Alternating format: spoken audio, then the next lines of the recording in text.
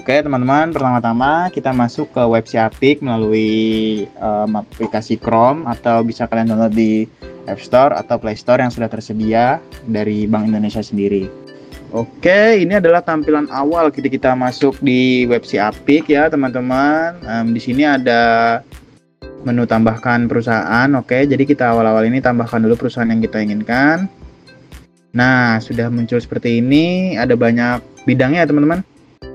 Kita pilih jenis usaha apa yang kita inginkan. Berhubung kami di sini usaha manufaktur, jadi kami pilih manufaktur. Oke. Nah, kemudian di sini ada, kalian bisa memasukkan gambar perusahaannya ya, logonya ya teman-teman. Nama badan usahanya itu apa, alamatnya di mana, provinsi, kabupaten atau kotanya di mana, kecamatan. Kalian sesuaikan saja dengan usaha yang kalian inginkan. Oke, setelah kalian membuat daftar usaha tadi, kalian bisa mengklik ke Soyami tadi kan. Kemudian kalian bisa masuk ke menu data.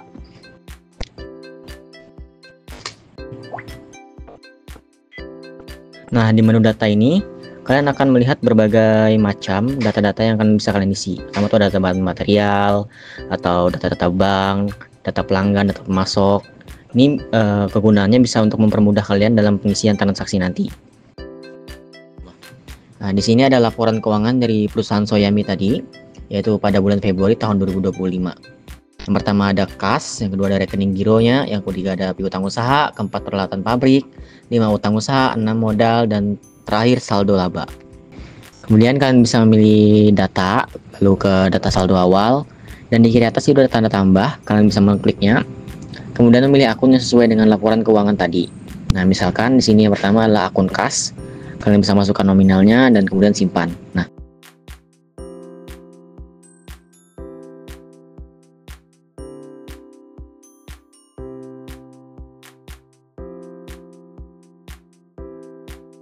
lakukan langkah-langkah yang sama untuk setiap akun yang sesuai dengan laporan keuangan dan masukkan nominalnya sehingga hasilnya akan terlihat seperti berikut. Nah,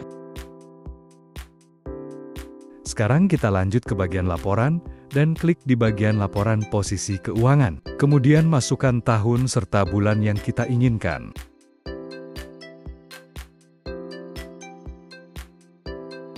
Maka akan secara otomatis terbuat laporan posisi keuangan kita dengan sangat detail dan lengkap.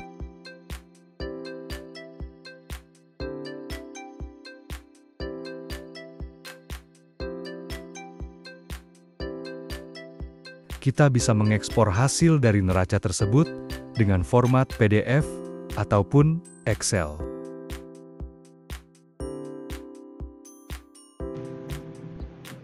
Kemudian lanjut ke bagian transaksi, lalu kita pilih pada modal. Lalu kita pilih modal uang. Nah, di sini teman-teman bisa menyesuaikan pada tanggal berapa modal tersebut ditambahkan. Nah, di sini kami menambahkan modal sebesar 150 juta rupiah. Setelah itu, klik simpan dan tambahkan transaksi lain apabila ada.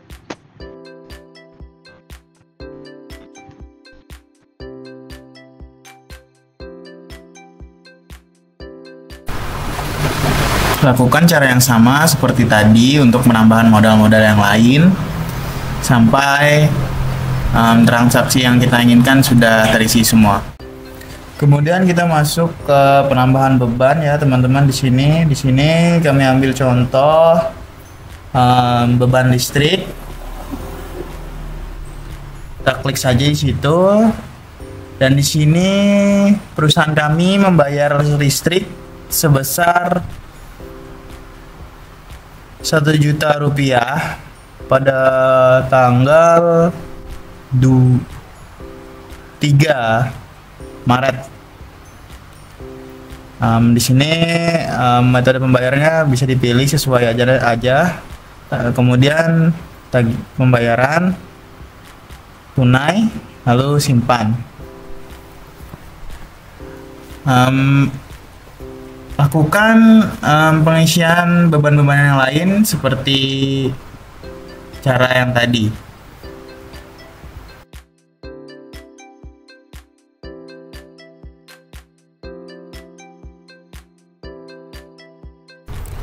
Kemudian kita masuk ke bagian pengeluaran, terus klik pembelian bahan material, lalu pembelian bahan material tunai.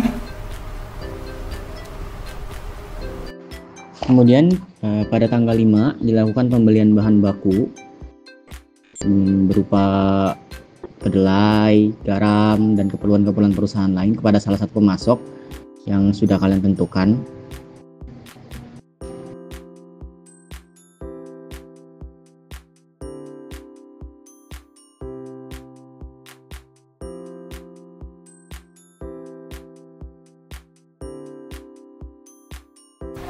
Kemudian ketika sudah selesai menginput pembelian barang-barang, kita simpan saja teman-teman. Oke teman-teman, selanjutnya kita pilih ke kewajiban, lalu kita klik ke pelunasan.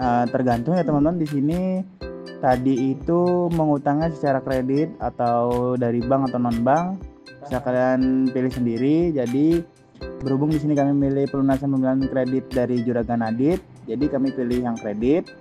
Terus klik nama pemasoknya, yaitu Juragan Adit. Kemudian jumlah berapa yang sisa utangnya tadi kita masukkan saja.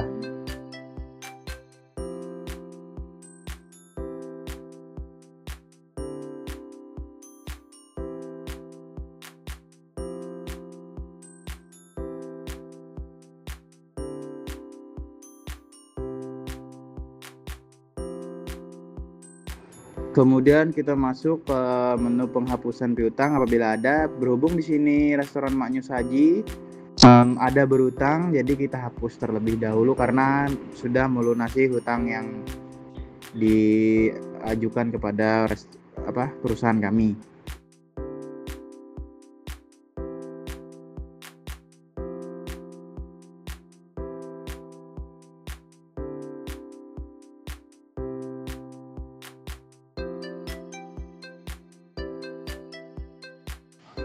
Baik, di sini kita masuk ke penjualan barang. Di sini ada pelanggan dari restoran Maknyo Saji yang membeli tahu kita atau produk kita sebanyak 1.500 buah atau piece. Langkah-langkahnya bisa kalian ikuti seperti yang ada di video ini.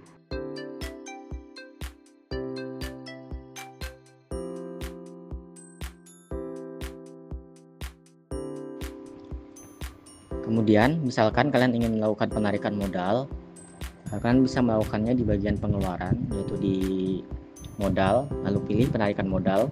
Nah, misalkan di sini kami ingin mengambil atau menarik keluar modal senilai 30 juta secara tunai yang akan kami lakukan pada tanggal 20 Maret.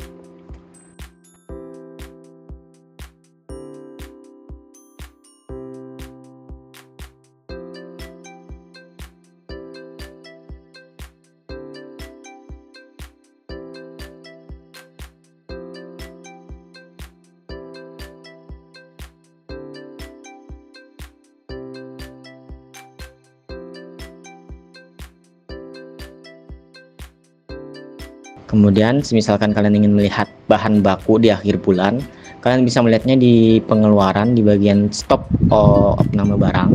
Di situ kalian bisa memilih nama barang dan tanggal transaksinya. Kalian akan melihat stok lama dan kemudian stok baru yang kalian miliki. Dan di situ akan ditampilkan selisih dari stok lama dan stok baru tadi. Kalian bisa melakukannya hingga seluruh dari stok-stok tadi yang kalian miliki bisa terlihat secara pasti.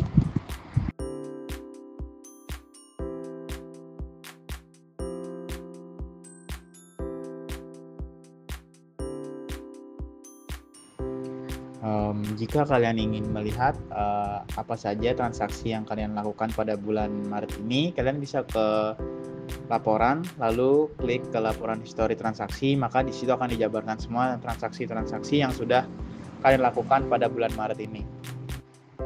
Oke, jadi kita juga bisa melihat laporan posisi keuangan kita. Caranya kita klik di bagian laporan, lalu kita pilih ke laporan posisi keuangan. Nah, maka di dalam situ kita bisa memilih kita ingin melihat laporan posisi keuangan pada bulan apa, Februari atau Maret. Nah, maka setelah itu kita akan dapat melihat laporan posisi keuangan kita.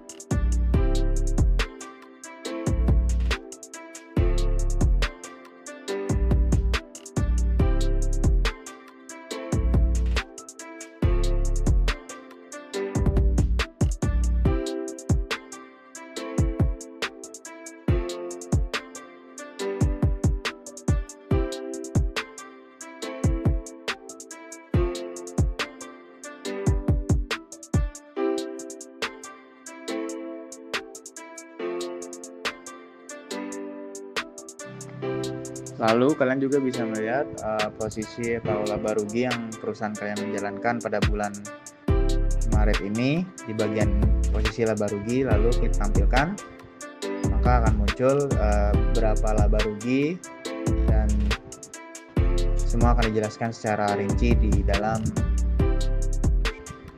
laporan tersebut.